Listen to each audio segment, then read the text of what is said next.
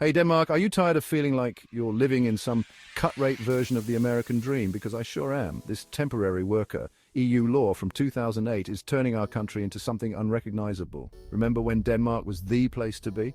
We had strong unions, high wages, and a social safety net that actually, worked. But now we're racing to the bottom faster than you can say outsourcing.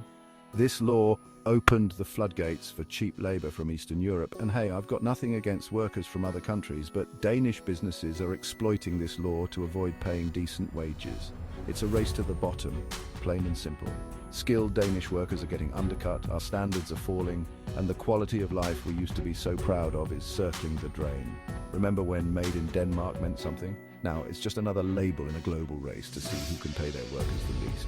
And don't even get me started on what this is doing to our social benefits. We've paid into the system our whole lives, expecting healthcare, unemployment, and a decent retirement. But with this influx of low-wage temp workers, those benefits are shrinking faster than an ice cube in July. This isn't about xenophobia, it's about protecting what makes Denmark Denmark.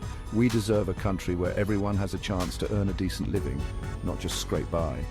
We deserve a system that supports its citizens, not undercuts them. So what can we do? We need to raise our voices. Share this video, talk to your friends, and let's demand change.